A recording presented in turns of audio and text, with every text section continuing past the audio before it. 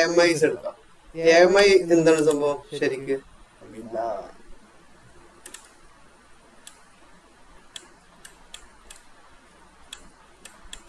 AMI അതായത് Amazon machine image. Okay, Amazon machine image.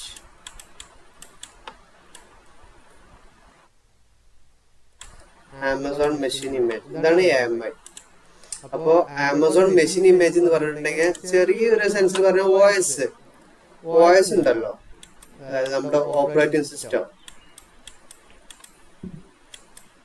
Okay, Windows, Linux, അത്തരം operating സിസ്റ്റത്തിന്റെ നമ്മള് AWSന്റെ ലാംഗ്വേജിൽ പറയുന്നുണ്ട് എന്ത്? Amazon machine image.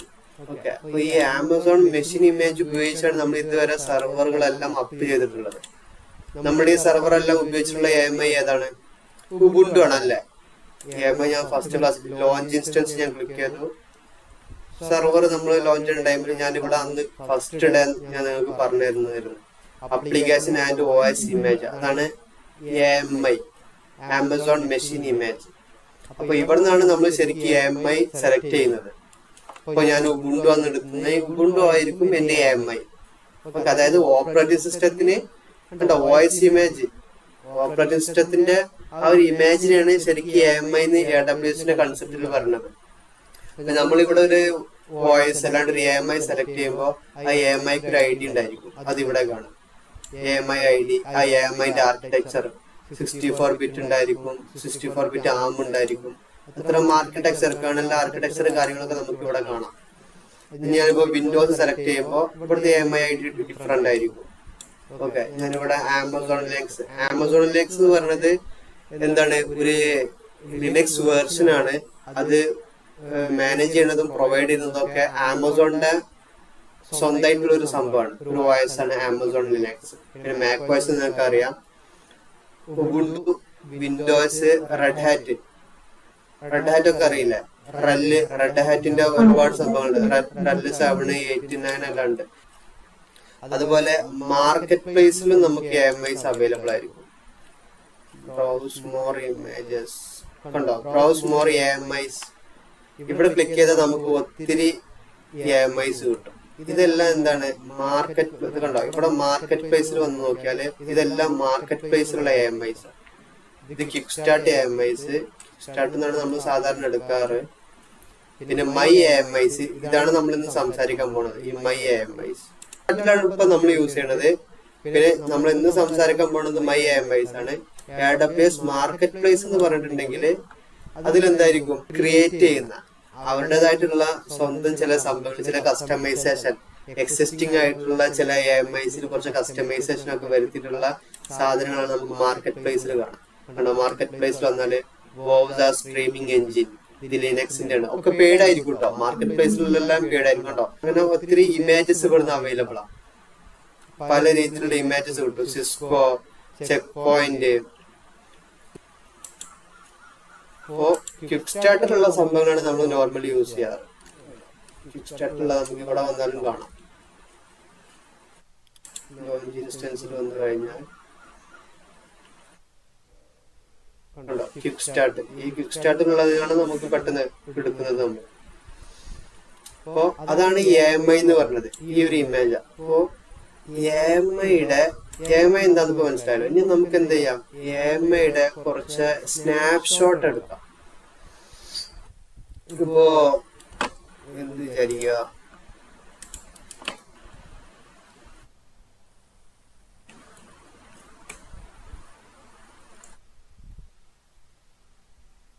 ഇത് നമ്മളുടെ സെർവറാണ്. ഓക്കെ, നമ്മളുടെ സെർവർ ആണെന്ന് ജസ്റ്റ് വിചാരിക്കുക. നമ്മളുടെ EC2 നമ്മളുടെ ഒരു EC2 ആണ്. ഓക്കെ, ഈ EC2ന്റെ ഒബ്വിയസ്ലി എന്തുണ്ടായിരിക്കും? ഒരു AMI ഉണ്ടായിരിക്കൂലേ?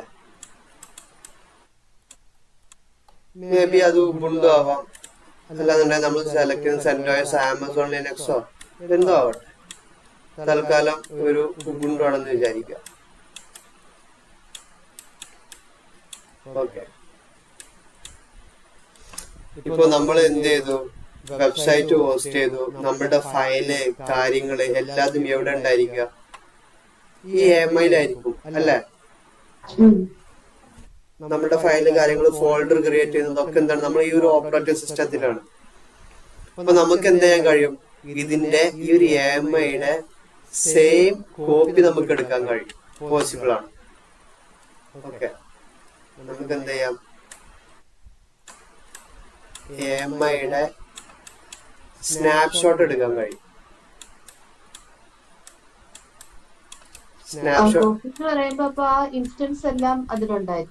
അതെ അതെ, ഒബ്വിയസ്ലി ഉണ്ടായിരിക്കും സ്നാപ്ഷോട്ട്. ഈ AMIന്റെ സ്നാപ്ഷോട്ട് നമുക്ക് എടുക്കാൻ കഴിയും. ശരിക്കും ഇങ്ങനെ സ്നാപ്ഷോട്ട് എടുക്കുന്നത് എന്തൊക്കെ കാര്യങ്ങൾക്കായിരിക്കും, യൂസ് കേസിനായിരിക്കും. ഒന്ന് നമുക്ക് എന്ത് ചെയ്യാം, ഒരു ബാക്കപ്പ് ആയിട്ട് കീപ്പ് ചെയ്യാം അല്ലേ. നമുക്ക് എന്ത് ചെയ്യാം, ഫസ്റ്റ് ആയിട്ട് നമുക്ക് ബാക്കപ്പ് ആയിട്ട് കീപ്പ് ചെയ്ത് വെക്കാം. ഇപ്പൊ ഈ ഇൻസ്റ്റൻസിൽ ഒരു വെബ്സൈറ്റ് നമ്മൾ ഹോസ്റ്റ് ചെയ്തിട്ടുണ്ട്, അല്ലാന്നുണ്ടെങ്കിൽ ഒരു അപ്ലിക്കേഷൻ ഹോസ്റ്റ് ചെയ്തിട്ടുണ്ടെന്ന് ജസ്റ്റ് വിചാരിക്കാം. അപ്പോ ഇതില് AMIയില് ഒബ്വിയസ്ലി ഈ സംഭവങ്ങൾ ഉണ്ടായിരിക്കും.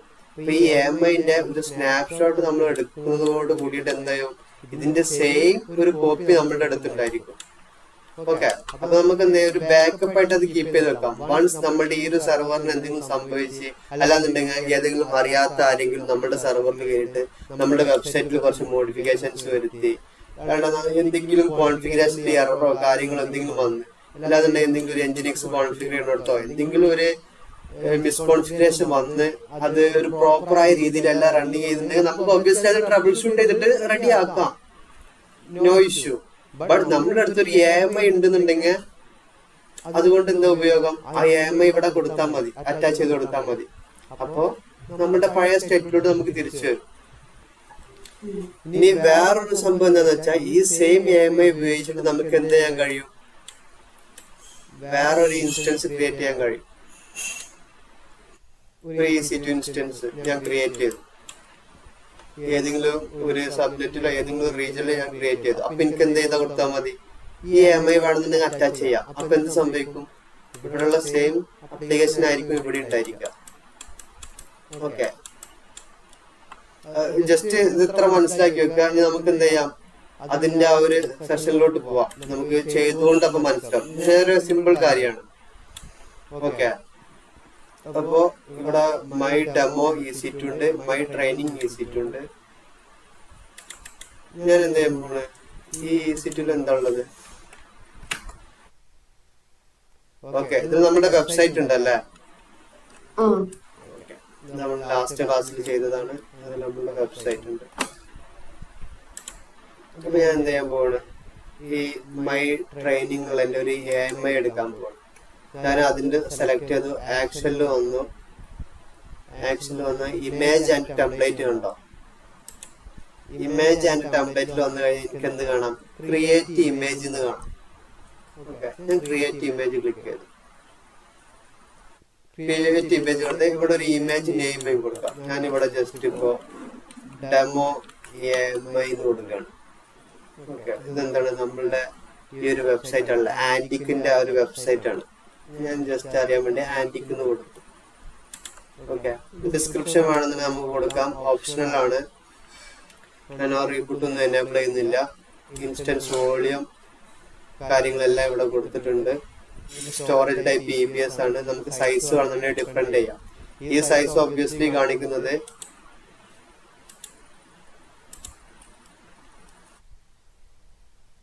നമ്മുടെ മൈ ട്രെയിനിങ്. ഓക്കെ, ഇതിന്റെ ഈ ഒരു സൈസ് ആയിരിക്കും. ഇത് ഈ ഒരു സെർവറുമായിട്ട് നമ്മൾ അസോസിയേറ്റ് ചെയ്ത EBS വോളിയത്തിന്റെ സൈസ് ആണ്. ജസ്റ്റ് ഞാനിപ്പോ ഡിഫോൾട്ട് ആ ഒരു 10 തന്നെ കൊടുക്കുകയാണ്. നമുക്ക് വോളിയം വേണമെന്നുണ്ടെങ്കിൽ ആഡ് ചെയ്യാം, കാര്യങ്ങളെല്ലാം ചെയ്യാം. ഞാൻ നെയിം കൊടുത്ത് കാര്യങ്ങൾ കൊടുത്ത് അത്രയും ഞാൻ ഇപ്പോൾ ജസ്റ്റ് കൊടുക്കുന്നുള്ളൂ. Tag image snapshot separate tag image tag നമുക്ക് ഇവിടെ കൊടുക്കാം. ഓക്കെ, ഞാനിവിടെ ക്രിയേറ്റ് ഇമേജ് കൊടുക്കണം. ക്രിയേറ്റ് ഇമേജ് ഞാൻ കൊടുത്തു. AMIസിൽ പോയാൽ ഇപ്പൊ എന്ത് കാണാം? നമ്മൾ ക്രിയേറ്റ് ചെയ്ത AMI കാണാം.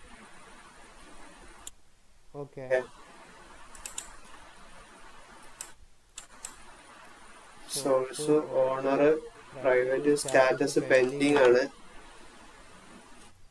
ഇത് സ്നാപ്ഷോട്ടിന്റെ കാര്യമാണോ? അതെ അതെ അതെ അതെ. ഇപ്പൊ നമ്മൾ എടുത്തത് സ്നാപ്ഷോട്ട് ആണ്.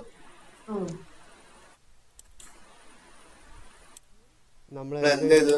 ഈ ഒരു ഇൻസ്റ്റൻസിന്റെ AMIയുടെ സ്നാപ്ഷോട്ട് എടുക്കാൻ ആ ഇൻസ്റ്റൻസ് സെലക്ട് ചെയ്തു. ആക്ഷനിൽ പോയി ഇമേജ് ആൻഡ് ടെംപ്ലേറ്റ് എടുക്കുന്നു. അതിൽ ക്രിയേറ്റ് ഇമേജ് കൊടുക്കുന്നു. ഇമേജിന് ജസ്റ്റ് ഒരു നെയിം കൊടുക്കുന്നു. അത്ര നമ്മൾ കൊടുക്കുള്ളൂ. ഓക്കെ. അപ്പൊ അതിന്റെ ഒരു സ്നാപ്ഷോട്ട് ഇവിടെ ക്രിയേറ്റ് ആയി വരുന്നുണ്ട്. പെൻഡിങ് ആണ്, പെൻഡിങ് സ്റ്റേറ്റിലാണ്. അതൊന്നും അവൈലബിൾ ആയാൽ നമുക്ക് പരിപാടി തുടങ്ങാം.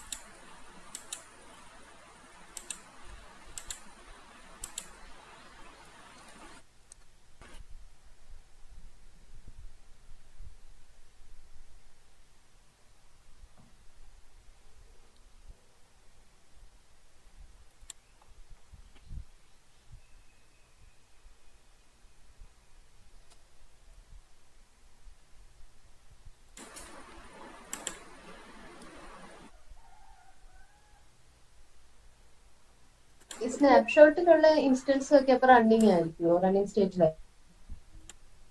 എങ്ങനെ മനസ്സിലായില്ല? അപ്പൊ നമ്മൾ സ്നാപ്ഷോട്ട് എടുത്ത് സെർവർ റണ്ണിങ് സ്റ്റേറ്റിലാണ്. അപ്പം ഒരു IP നമ്മൾ കോൾ ചെയ്യുമ്പോ അതിൽ ഏതായിരിക്കും വർക്ക് ആവുന്നത്? അതായത് IP കോൾ ചെയ്യുമ്പോൾ ഒബ്വിയസ്ലി ഈ റണ്ണിങ് ആയിട്ടുള്ള സെർവറിന്റെ IP ആണല്ലോ നമ്മൾ കോൾ ചെയ്യുന്നത്. അപ്പൊ ഈ സെർവറിന്റെ ഉള്ളിലുള്ള കണ്ടന്റ് ആയിരിക്കും കാണാം. AMIക്ക് സ്പെഷ്യൽ ആയിട്ട് എന്തില്ല? IPO കാര്യങ്ങളോ ഒന്നുമില്ല. ഓക്കെ. AMI ഇൻഡിപെൻഡന്റ് ആയിട്ട് വർക്ക് ചെയ്യാൻ പോകുന്നില്ല. ഇപ്പൊ ഞാൻ എന്ത് ചെയ്തു? ഈ ഇൻസ്റ്റൻസിന് ഒരു IP ഉണ്ടായിരിക്കും അല്ലെ? ഒരു IP ഉണ്ടായിരിക്കും. ഓക്കെ. ഈ ഇൻസ്റ്റൻസിന്റെ AMI ഞാൻ ക്രിയേറ്റ് ചെയ്തു. ഈ AMI ക്രിയേറ്റ് ചെയ്തു. ഒരു സ്നാപ്ഷോട്ട് ക്രിയേറ്റ് ചെയ്തു. ഓക്കെ. സ്നാപ്ഷോട്ട് ക്രിയേറ്റ് ചെയ്താല് എനിക്കൊരു AMI കിട്ടും അല്ലെ? ഈ AMI കൊണ്ട് എനിക്ക് ഇതിങ്ങനെ സ്റ്റിൽ ഇവിടെ കിടക്കുന്നുണ്ടെങ്കിൽ എനിക്കൊരു പ്രയോജനമില്ല. ഇതിന്റെ യൂസ് കേസ് എനിക്ക് എപ്പോഴാണ് വരുന്നത്? ഒന്നെങ്കിൽ ഇതിൽ എന്തെങ്കിലും ഇഷ്യൂ വന്നാൽ എനിക്ക് എന്ത് ചെയ്യാം? ഈ AMI ഉപയോഗിച്ചിട്ട് പുതിയൊരെണ്ണം ക്രിയേറ്റ് ചെയ്യാൻ കഴിയും. ഓക്കെ. അല്ലാന്നുണ്ടെങ്കിൽ എനിക്ക് എന്ത് ചെയ്യാം? ഈ റണ്ണിങ് ആയിക്കൊണ്ടിരിക്കുന്ന ഇൻസ്റ്റൻസിന്റെ കോപ്പികൾ ക്രിയേറ്റ് ചെയ്യാൻ പറ്റും. ഒരുപാട് EC2 ഇൻസ്റ്റൻസ് ക്രിയേറ്റ് ചെയ്തിട്ട് അതിലൊക്കെ എനിക്ക് ഈ സെയിം AMI അറ്റാച്ച് ചെയ്ത് കൊടുത്താൽ എന്ത് സംഭവിക്കും? ഇതിലൊക്കെ എല്ലാ സെർവറിലും സെയിം ആപ്ലിക്കേഷൻ ആയിരിക്കും റൺ ആവുക. മനസ്സിലായോ? അല്ലാണ്ട് നമ്മൾ AMI ക്രിയേറ്റ് ചെയ്തെന്ന് വിചാരിച്ചിട്ട് അതിലോട്ട് റിക്വസ്റ്റ് പോകില്ല. AMI സെൽഫായിട്ട് ഒറ്റക്ക് നിൽക്കുമ്പോൾ അതുകൊണ്ട് പ്രയോജനമൊന്നുമില്ല. ഓക്കെ. ഇപ്പൊ ഇത് അവൈലബിൾ ആയിട്ടുണ്ട്. ഇതിന്റെ ഒരു ഉപയോഗം എവിടെയൊക്കെ വരണം ഞാൻ കാണിച്ചു തരാം. ഇപ്പൊ അവൈലബിൾ സ്റ്റേറ്റിലാണ്. ഞാൻ ഇത് സെലക്ട് ചെയ്ത് കഴിഞ്ഞാൽ ഇവിടെ ഒരു ഓപ്ഷൻ ഉണ്ടോ? Launch instance from AMI. അതായത് ഈ AMI ഉപയോഗിച്ചിട്ട് എനിക്ക് എന്താ ചെയ്യാൻ കഴിയും? ഒരു ഇൻസ്റ്റൻസ് ക്രിയേറ്റ് ചെയ്യാൻ കഴിയും. മനസ്സിലായോ? ഞാനിപ്പോ ഇവിടെ പറഞ്ഞ പോലെ ആ AMI ഉപയോഗിച്ചിട്ട് എനിക്ക് എത്ര EC2 ഇൻസ്റ്റൻസ് വേണമെന്നുണ്ടെങ്കിലും ക്രിയേറ്റ് ചെയ്യാൻ കഴിയും. ഓക്കെ. അതാണ് ഇപ്പൊ. ഓക്കെ. ഞാനിവിടെ സെലക്ട് ചെയ്തപ്പോ എനിക്കിവിടെ ഓപ്ഷൻ വരുന്നുണ്ട്. ഞാൻ അതിൽ ക്ലിക്ക് ചെയ്താല് കണ്ടോ? ഇവിടെ എനിക്ക് സെർവറിന്റെ നെയിം കൊടുക്കാം. ഇവിടെ നമ്മൾ മുന്നേ എവിടുന്ന് എടുത്തിരുന്നത്? ക്വിക്ക് സ്റ്റാർട്ട് എന്നാണല്ലോ എടുത്തിരുന്നത്. സ്വന്തം AMI എടുത്തിട്ടായിരിക്കും ഈ ഇൻസ്റ്റൻസ് ക്രിയേറ്റ് ആവുന്നത്. ഒന്നുകിൽ നമുക്ക് ഈ രീതിയിൽ അവിടുന്ന് തന്നെ നമുക്ക് എന്ത് ചെയ്യാം? ചെയ്തു പോവാം. അതായത് ഇവിടുന്ന് സെലക്ട് ചെയ്തിട്ട് ലോഞ്ച് ഇൻസ്റ്റൻസ് ഫ്രം AMI കൊടുക്കാം. അല്ലാന്നുണ്ടെങ്കിൽ ഞാൻ ഇവിടെ വരികയാണ്. നമ്മളെ EC2 ഇൻസ്റ്റൻസ് തന്നെ വരികയാണ്. ഞാൻ ഇവിടെ ലോഞ്ച് ഇൻസ്റ്റൻസ് കൊടുക്കുകയാണ്. എങ്ങനെ ചെയ്താലും കുഴപ്പമില്ല. ലോഞ്ച് ഇൻസ്റ്റൻസിൽ കൊടുത്തിട്ട് ഞാൻ എന്ത് ചെയ്യാണ്? EC2 from AMI. Okay. Just മനസ്സിലാവാൻ വേണ്ടിട്ട് ഞാൻ അങ്ങനെ കൊടുക്കുകയാണ്. എന്നിട്ട് ഞാൻ എന്ത് ചെയ്യണം? ഇവിടെ ക്വിക്ക് സ്റ്റാർട്ട് എടുക്കുന്നതിന് പകരം മൈ AMIs കണ്ടോ? ഞാൻ മൈ AMIs ക്ലിക്ക് ചെയ്യാം. ക്ലിക്ക് ചെയ്താൽ ഇവിടെ കാണാം shared with me, owned by me. അപ്പോൾ നമ്മൾ ക്രിയേറ്റ് ചെയ്തതാണ്. നമുക്ക് എന്ത് ചെയ്യാം? ആമസോൺ മെഷീൻ ഇമേജ് ഈ ഡ്രോപ്പ് ഡൗൺ ലിസ്റ്റ് വന്നു കഴിഞ്ഞാൽ ഇപ്പൊ നമ്മൾക്ക് ഒറ്റ AMI ഉള്ളൂ നമ്മൾ ക്രിയേറ്റ് ചെയ്യുക. അതുകൊണ്ടാണ് ഒരെണ്ണം ഇവിടെ കാണിക്കുന്നത്. നമ്മൾ നെയിം കൊടുത്ത് സെലക്ട് ചെയ്തു ഡെമോ AMI ആന്റിക്. ഞാനത് സെലക്ട് ചെയ്തു. ഒബ്വിയസ്ലി അത് തന്നെയാണ് ഇപ്പൊ സെലക്ട് ആയി കിടക്കുന്നതും, അതുകൊണ്ട് വലിയ ഇഷ്യൂ ഇല്ല. ഓക്കെ, നമ്മൾ ക്രിയേറ്റ് ചെയ്ത AMIക്ക് AMI ID കാര്യങ്ങളെല്ലാം ഉണ്ട്.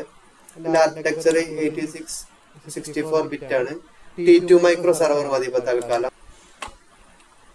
അതിന് വേണമെന്ന് നമുക്ക് ഡിഫറെന്റ് സെക്യൂരിറ്റി ഗ്രൂപ്പോ കാര്യങ്ങളോ ഒക്കെ നമുക്ക് കൊടുക്കാം. അതൊന്നും നോ ഇഷ്യൂ. നമുക്ക് എക്സിസ്റ്റിംഗ് ആയിട്ടുള്ള സെലക്ട് ചെയ്യാം.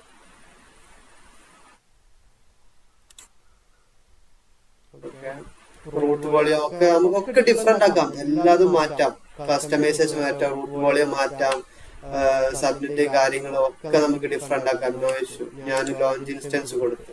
ഈ ഇൻസ്റ്റൻസ് ഇപ്പോ ക്രിയേറ്റ് ആവുന്നത് ഏത് AMI ഉപയോഗിച്ചാണ്? നമ്മൾ ക്രിയേറ്റ് ചെയ്ത ആ സ്നാപ്ഷോട്ട് ഉപയോഗിച്ചിട്ടാണ് അല്ലെ. EC2 ഫ്രം നമ്മുടെ AMI ഉപയോഗിച്ചിട്ട് നമ്മൾ ലോഞ്ച് ചെയ്ത EC2 ഇൻസ്റ്റൻസ് പെൻഡിങ് സ്റ്റേറ്റിലാണ്. റണ്ണിങ് സ്റ്റേറ്റ് ആയാൽ ഇത് ഈ ഇൻസ്റ്റൻസിന്റെ ഉള്ളിൽ എന്തുണ്ടായിരിക്കും? അതെ, ഈ EC2ന്റെ ഉള്ളില് നമ്മളുടെ ഈ EC2ലുള്ള വെബ്സൈറ്റ് ഉണ്ടായിരിക്കും. കാരണം ഈ EC2ന്റെ AMIയുടെ സ്നാപ്ഷോട്ട് ഉപയോഗിച്ചിട്ടാണ് ഇത് നമ്മൾ ക്രിയേറ്റ് ചെയ്തത്. അതായത് സെയിം ഒരു കോപ്പി. ഓക്കെ, ഈ സെർവറിന്റെ സെയിം കോപ്പി ആയിരിക്കും ഇവിടെ. ഈ സെർവറിൽ എന്തൊക്കെ കാര്യങ്ങളുണ്ടോ, എന്തൊക്കെ കോൺഫിഗറേഷൻ ഉണ്ടോ, അതെല്ലാം ഈ സെർവറിൽ ഉണ്ടായിരിക്കും. ഓക്കെ, റണ്ണിങ് സ്റ്റേറ്റിലായിട്ടുണ്ട്. ഇപ്പോ ജസ്റ്റ് ചെക്ക് ചെയ്ത് നോക്കാം. നമ്മൾ ക്രിയേറ്റ് ചെയ്ത് സക്സസ് ആയില്ലെന്ന് ജസ്റ്റ് നോക്കാം. ഞാൻ അതിന്റെ IP എടുത്ത്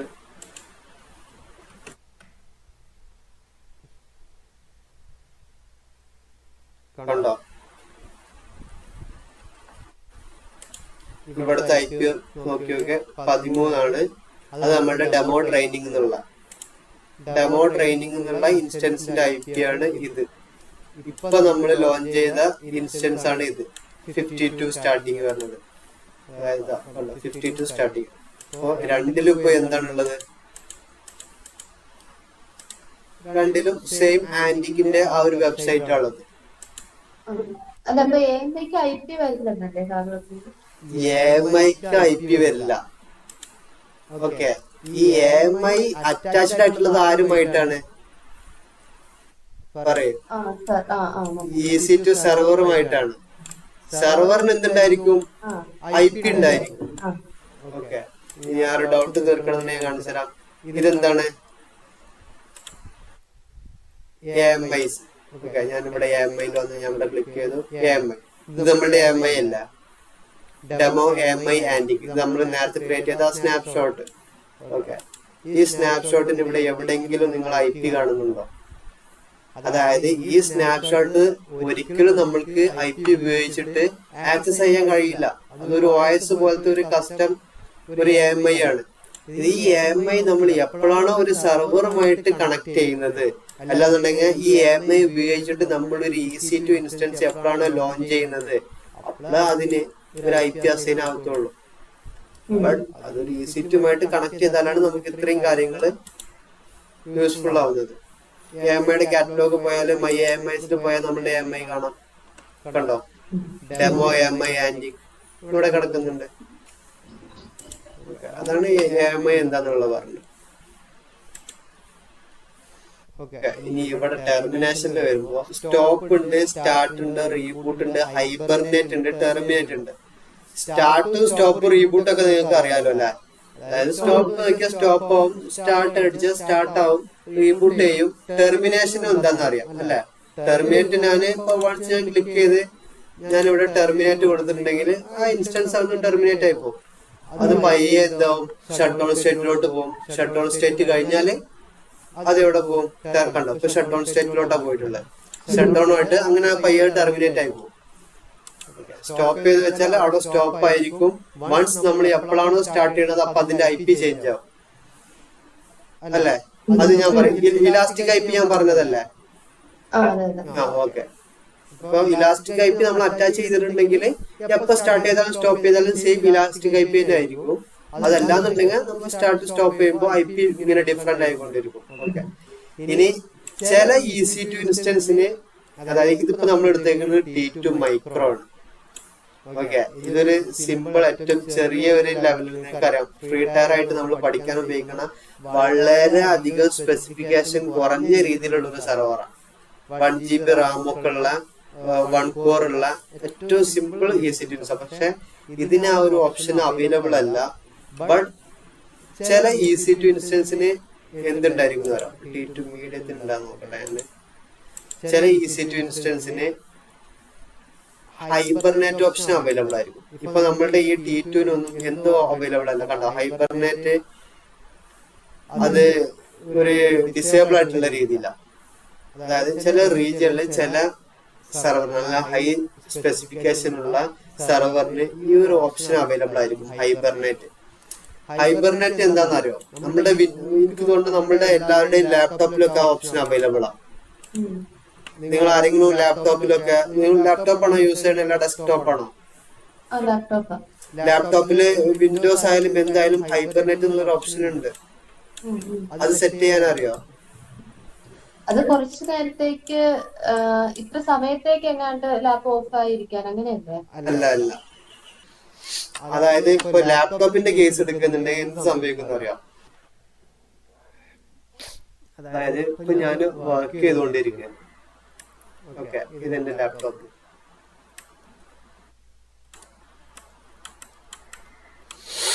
ഞാന് എന്തെങ്കിലും കാര്യം വർക്ക് ചെയ്തുകൊണ്ടിരിക്കുകയാണ്.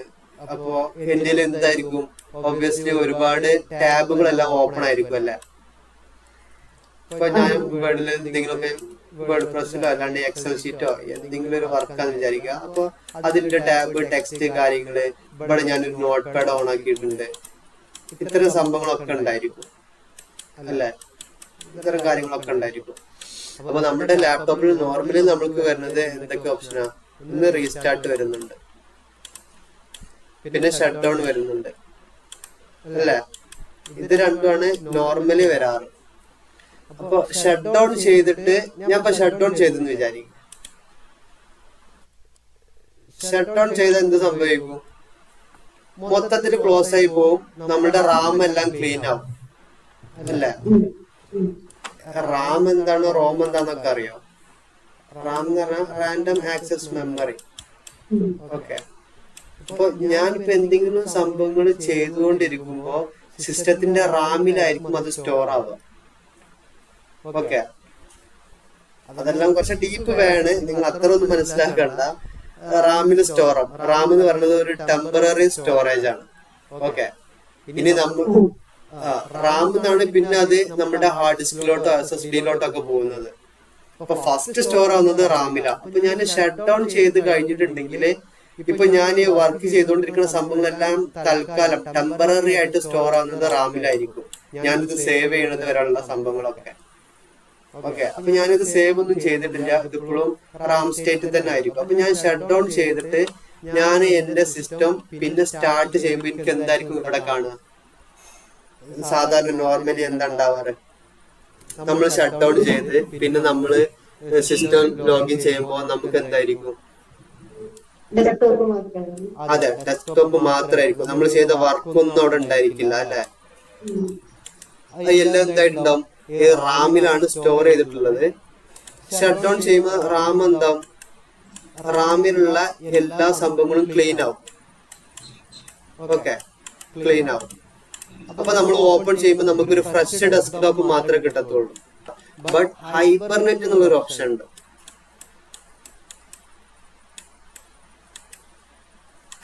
ഹൈബർനെറ്റ് ഇനി ഷട്ട് ഡൗൺ ചെയ്യാതെ ഞാന് ലാപ്ടോപ്പിന്റെ നമ്മളുടെ ലാപ്ടോപ്പ് ക്ലോസ് ചെയ്തെന്ന് വിചാരിക്കാം. ഓക്കെ, നമ്മൾ ജസ്റ്റ് ഇങ്ങനെ ക്ലോസ് ചെയ്ത് പോവാറില്ലേ ലാപ്ടോപ്പ്?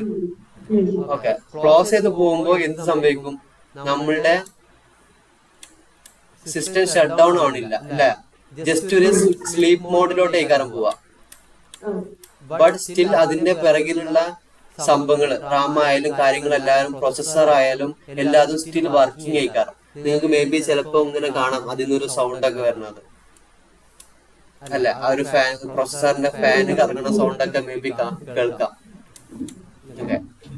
ബട്ട് നമ്മുടെ ചാർജ് എന്താവും? ചെറിയൊരു രീതിയിൽ ചാർജും ലോസ് ആവും. ബട്ട് നമ്മളിത് ഓപ്പൺ ചെയ്യുമ്പോൾ എന്തുണ്ടായിരിക്കും, നമ്മുടെ സാധനമൊക്കെ നമുക്ക് അവിടെ കാണാം. ബട്ട് സ്ലീപ്പ് ചെയ്യുന്നതിന് പകരം നമുക്ക് എന്ത് ചെയ്യാന്നറിയോ, ഹൈബർനേറ്റ് മോഡിൽ ഇടാം. ഹൈബർനേറ്റ് മോഡിൽ ഇട്ടാൽ എന്താ സംഭവം എന്ന് വെച്ചാൽ നമ്മളുടെ സിസ്റ്റം ഷട്ട് ഡൗൺ ആവും. ഓക്കെ, സിസ്റ്റം ഷട്ട് ഡൗൺ ആവും. ബട്ട് നമ്മുടെ റാം ഉണ്ടല്ലോ അത് ക്ലീൻ ആവില്ല. ഞാനിപ്പോ ഇത്രയും കാര്യങ്ങളൊക്കെ വർക്ക് ചെയ്ത് ഞാൻ എന്ത് ചെയ്ത് ഹൈബർനേറ്റ് മോഡിൽ ഇട്ടിട്ട് ഞാന് ലാപ്പൊക്കെ ക്ലോസ് ചെയ്ത് ഞാൻ പോയി. ഞാൻ 2 ദിവസം കഴിഞ്ഞിട്ട് ഞാൻ ഓൺ ആക്കി നോക്കുമ്പോൾ എനിക്ക് സെയിം ചാർജ് ഉണ്ടായിരിക്കും. എന്റെ പ്രൊസസ്സർ കാര്യങ്ങളെല്ലാം ഓഫ് ആവും, എല്ലാ സംഭവങ്ങളും ഓഫ് ആവും.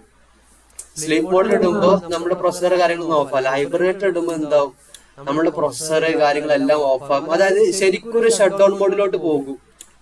ബട്ട് ഹൈബർനേറ്റ് മോഡിൽ ഇട്ടിട്ട് നമ്മൾ വീണ്ടും നമ്മൾ ലോഗിൻ ചെയ്യുമ്പോൾ നമുക്ക് എന്തുണ്ടായിരിക്കും, സെയിം കണ്ടന്റ് കാര്യങ്ങളൊക്കെ ഉണ്ടായിരിക്കും. സെയിം സംഭവമാണ് നമ്മളുടെ ഇൻസ്റ്റൻസിന്റെ കാര്യത്തിലും. ഓക്കെ, പക്ഷെ അത് ചില ഇൻസ്റ്റൻസിനെ ഉള്ളും ആ ഒരു ഹൈബർനേറ്റ് ഫീച്ചർ. നമ്മുടെ D2-നൊന്നും ഇല്ല. അപ്പൊ അത് നിങ്ങൾ ജസ്റ്റ് മനസ്സിലാക്കി വെക്കുക, ഹൈബർനേറ്റ് എന്താണ്. അതാണ് ഹൈബർനെറ്റ്. ബാക്കിയുള്ളതെല്ലാം നിങ്ങൾക്ക് അറിയില്ല, ടെർമിനേറ്റ് കാര്യങ്ങള് സംഭവങ്ങളെല്ലാം സ്റ്റാർട്ട് റീസ്റ്റാർട്ട് എല്ലാം അതിലുള്ള പോലെ തന്നെ. പിന്നെ നമ്മൾക്ക് പറയാനുള്ളത് വേറെ സംഭവം, റണ്ണിങ് ആയിക്കൊണ്ടിരിക്കുന്ന ഒരു EC2 ഇൻസ്റ്റൻസ്. ഇപ്പൊ ഈ EC2 ഏതിലാണ്, T2 മൈക്രോയിലാണ്.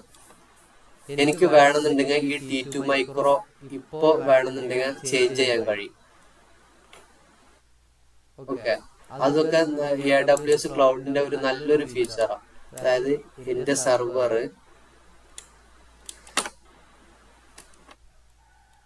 ഈ നെയിമുകൾ മറക്കരുത്. സെർവർ എന്ന് പറഞ്ഞാൽ AWSന്റെ ഭാഷയിൽ എന്താണ്, EC2. ഓക്കെ, ചിലർ ഇതിനെ എന്ത് വിളിക്കും, VM എന്ന് വിളിക്കും. അതായത് വിർച്വൽ മെഷീൻ. VM പലതരത്തിലുണ്ട്, വേറെ വിർച്വൽ മെഷീനുകൾ ഉണ്ട്. ബട്ട് ചിലവരെന്ത് വിളിക്കാറുണ്ട്, AWSനുള്ളിലെ VM എന്ന് കോൾ ചെയ്യാറുണ്ട്. അപ്പൊ നിങ്ങൾ കൺഫ്യൂസ്ഡ് ആവരുത് ഈ ഒരു നെയിമിങ് കേൾക്കുമ്പോ. ഓക്കെ, അത് ജസ്റ്റ് പറഞ്ഞെന്നുള്ളൂ. അപ്പോ ഇപ്പൊ എന്റെ ഈ ഒരു EC2 ഇൻസ്റ്റൻസ് റൺ ചെയ്യണത് T2 മൈക്രോയിലാണ്. Okay, T2 മൈക്രോയിലാണ്. ഇതിലൊരു ആപ്ലിക്കേഷൻ ഞാൻ ഹോസ്റ്റ് ചെയ്തിട്ടുണ്ടെന്ന് വിചാരിക്കുക. ഓക്കെ, അപ്പോ ഞാനൊരു സ്റ്റാർട്ടപ്പ് ബിസിനസ് ആണ്. ഇപ്പോ തൽക്കാലം സ്റ്റാർട്ടപ്പ് ബിസിനസ് ആണ്. അപ്പൊ എന്റെ ഒരു ആപ്ലിക്കേഷൻ അതിൽ ഹോസ്റ്റ് ചെയ്തിട്ടുണ്ട്. അപ്പൊ എനിക്ക് തന്നെ അറിയാം ഇതിലോട്ട് വല്ലപ്പോൾ റിക്വസ്റ്റ് വരത്തുള്ളൂ അല്ലെ. സ്റ്റാർട്ടപ്പ് ബിസിനസ് ആണ്, ചെറിയ രീതിയിലുള്ള ഒരു ബിസിനസ് ആകുമ്പോൾ ഞാൻ T2 മൈക്രോ ആണ് തൽക്കാലം യൂസ് ചെയ്തിട്ടുള്ളത്. ഇപ്പൊ T2 മൈക്രോക്ക് ഉള്ളൊരു എന്തുള്ളൂ, റിക്വസ്റ്റ് വരത്തുള്ളൂ എന്നൊക്കെ എനിക്കറിയാം. ബട്ട് ഫ്യൂച്ചർ കുറച്ചുകൂടി കാലം കഴിഞ്ഞപ്പോ എന്റെ ബിസിനസ് എന്ത് ചെയ്ത് ഒന്ന് ചെറുതായിട്ട് ഗ്രോ ചെയ്ത് ഒന്ന് ഡെവലപ്പായി. അപ്പൊ എനിക്ക് അത്യാവശ്യ രീതിയിലുള്ള റിക്വസ്റ്റുകളെല്ലാം വരാൻ തുടങ്ങി. അത്യാവശ്യം കുറച്ചൊരു രീതിയിലുള്ള റിക്വസ്റ്റ് വരാൻ തുടങ്ങി. അപ്പൊ നമുക്കറിയാം T2 മൈക്രോയില് അത്ര ഹൈ ട്രാഫിക് ഒന്നും താങ്ങാൻ ഉള്ള ഒരു കേപ്പബിലിറ്റി ആയിരിക്കില്ല, T2 മൈക്രോക്ക് ഇല്ല. ഓക്കെ, അപ്പൊ നമുക്ക് എന്ത് ചെയ്യണം, ഈ സെർവർ നെക്സ്റ്റ് ലെവലിലോട്ട് ഒന്ന് അപ്ഗ്രേഡ് ചെയ്യണം. ഓക്കെ, നെക്സ്റ്റ് ലെവലിലോട്ട് ഒന്ന് അപ്ഗ്രേഡ് ചെയ്യണം. അതായത് T2 മൈക്രോ ഉള്ളത് എനിക്ക് വേണമെന്നുണ്ടെങ്കിൽ എനിക്കൊന്ന് T3 മീഡിയ ആക്കണം. ഏതിലോട്ടും ആക്കാട്ടോ, ഏത് സെർവറിലോട്ടും ആക്കാം. എനിക്ക് T3 മീഡിയത്തിലോട്ട് ആക്കണം. അതായത് എന്റെ ബിസിനസ് കുറച്ച് ഡെവലപ്പായി, എന്റെ ആപ്ലിക്കേഷനിലോട്ട് വരുന്ന റിക്വസ്റ്റുകളുടെ എണ്ണം കൂടി. അത്ര ഹൈ റിക്വസ്റ്റ് വരുമ്പോ അത് T2 മൈക്രോക്ക് താങ്ങാൻ കഴിയില്ല. T2 മൈക്രോ എന്താവും, ക്രാഷ് ആയി പോകും, അതിന്റെ ഹെൽത്ത് ചെക്ക് പൊട്ടും. ഓക്കെ, നമ്മൾ പറഞ്ഞ സിനാരിയോയില് നമുക്ക് എന്ത് ചെയ്യണം, സെർവറിന്റെ സ്പെസിഫിക്കേഷൻ അപ്ഗ്രേഡ് ചെയ്യണം. അപ്പൊ നമുക്കറിയാം T2 മൈക്രോയില് 1 GB റാമും 1 CPU ഉള്ളൂ അല്ലെ. നമുക്ക് അത് എന്ത് ചെയ്യണം, കുറച്ചൊന്ന് അപ്ഗ്രേഡ് ചെയ്യണം. അപ്പൊ ഞാൻ എന്ത് ചെയ്യാൻ പോകണം, അപ്ഗ്രേഡ് ചെയ്യാൻ എന്ത് ചെയ്യണം എന്ന് പറയാം. ആദ്യം നമ്മുടെ സെർവർ ഈ MyDemo EC2 എന്നുള്ള സെർവർ ഞാൻ എന്ത് ചെയ്യാം, ആദ്യം സ്റ്റോപ്പ് ചെയ്യണം. ഞാൻ അത് സ്റ്റോപ്പ് ചെയ്തു. ഓക്കെ, അപ്പൊ അതെന്തായി, സ്റ്റോപ്പിംഗ് സ്റ്റേറ്റിലോട്ട് പോയിക്കൊണ്ടിരിക്കുകയാണ്. സ്റ്റോപ്പ് ആയി കഴിഞ്ഞാൽ ഇവിടെ സ്റ്റോപ്പ് എന്ന് കാണിക്കും. അപ്പൊ അതിന്റെ പ്രോസസ്സിംഗ് നടന്നുകൊണ്ടിരിക്കണം. സ്റ്റോപ്പ് ആയി കഴിഞ്ഞാൽ ഞാൻ എന്ത് ചെയ്യണം എന്നറിയാം, ആക്ഷനിൽ പോവാ. ആക്ഷനിൽ പോയി കഴിഞ്ഞാൽ ഇൻസ്റ്റന്റ് സെറ്റിംഗ്സ് കണ്ടോ, ഇൻസ്റ്റൻസ് സെറ്റിംഗ്സിൽ ക്ലിക്ക് ചെയ്ത് കഴിഞ്ഞാൽ എനിക്ക് ഇവിടെ എന്ത് കാണാം? താഴോട്ട് വന്നാൽ ചേഞ്ച് ഇൻസ്റ്റൻസ് ടൈപ്പ് എന്ന് കാണാം. ഇപ്പൊ അതെന്താണ്? ഒരു ഡിസേബിൾ ആയിട്ട് കിടക്കുകയാണ്. അപ്പൊ അത് കണ്ടോ? അപ്പൊ അത് റെഡിയായി. അതെന്താന്ന് വെച്ചാൽ സ്റ്റോപ്പ്ഡ് എന്നുള്ള സ്റ്റേറ്റ് വന്നാലേ ആ ഒരു ഓപ്ഷൻ നമുക്ക് അവൈലബിൾ ആവത്തുള്ളൂ. ഞാൻ ഇൻസ്റ്റൻസ് സ്റ്റേറ്റിൽ പോയി ഞാൻ ചേഞ്ച് ഇൻസ്റ്റൻസ് ടൈപ്പ് ഞാൻ സെലക്ട് ചെയ്തു. ഇവിടെ എനിക്ക് എന്ത് ചെയ്യാന്നറിയോ? ഇവിടെ എനിക്ക് ഏതാണോ വേണ്ടത് അതെനിക്ക് ഇവിടെ ചേഞ്ച് ചെയ്യാൻ കഴിയും. ഞാൻ T3 മീഡിയം കൊടുത്തു. ഓക്കെ, അപ്പൊ T3 മീഡിയം കൊടുക്കുമ്പോൾ തന്നെ ഇവിടെ പറയുന്നുണ്ട് ചാർജസ് മേ അപ്ലൈ. അതായത് T2 മൈക്രോ എന്നാണ് നമ്മള് T3 വരുന്നത്. ഇവിടെ പറയുന്നുണ്ട് you are currently using T2 micro under the free tier. If you change to T3 medium you will no longer be under the free tier and you will be charged for instance usage. കണ്ടോ? അത് പ്രോപ്പറായിട്ട് അവിടെ mention ചെയ്യുന്നുണ്ട്. അതിന്റെ pricing കാര്യങ്ങൾ ആ ഒരു difference തന്നെ ഇവർ ഇവിടെ കാണിക്കുന്നുണ്ട്. T2 മൈക്രോ എങ്ങനെയാണ്, T3 മൈക്രോന്റെ പ്രൈസിങ് എങ്ങനെയാണ്. കണ്ടോ? ഇവിടെ ഒരു VPC ഉള്ളൂ. ഓക്കെ, സോറി, ഒരു CPU ഉള്ളൂ, 1 കോർ ഉള്ളൂ. ഇവിടെ നമുക്ക് 2 കോർ ഉണ്ട്. അതിന്റെ മെമ്മറി കാര്യങ്ങളെല്ലാം ഇവിടെ 4GB റാം ഉണ്ട്, EPS വോളിയാണ്, എല്ലാം ഇവിടെ തന്നെ കാണിക്കും. ഞാൻ വൺസ് ഇത് അപ്ലൈ കൊടുത്താൽ എന്താണെന്ന് അറിയോ? അത് T3 മീഡിയം കാണിച്ചു തരണോ? ഇല്ല, നമുക്ക് അപ്പൊ തന്നെ എടുത്ത് കളയാം. ഞാനത് അപ്ലൈ കൊടുത്തു. അപ്ലൈ കൊടുത്തിട്ട് ഞാൻ എന്ത് ചെയ്യണം? ആ സെർവർ ഞാൻ സ്റ്റാർട്ട് ചെയ്യണം. അതായത് ഇപ്പൊ സ്റ്റോപ്പ് സ്റ്റേറ്റിലാണല്ലോ, നമ്മൾ സ്റ്റോപ്പ് ചെയ്തല്ലോ, നമ്മളത് സ്റ്റാർട്ട് ചെയ്തു. കണ്ടോ? ഇപ്പൊ T3 മീഡിയ അത് കണ്ടോ? സ്റ്റാർട്ട് ചെയ്യുമ്പോൾ അത് ഏത് സ്പെസിഫിക്കേഷൻ എടുക്കുക? T3 മീഡിയ എടുക്കുക. അപ്പൊ ആദ്യം T2 മീഡിയ ആയിരുന്നു, സോറി T2 മൈക്രോ ആയിരുന്നു, ഇപ്പൊ T3 മീഡിയ ആയി. ഓക്കെ, ഞാൻ ആ സെർവർ ഞാൻ എന്ത് ചെയ്യാൻ പോവാ? ടെർമിനേറ്റ് ചെയ്യാൻ പോവാണ്.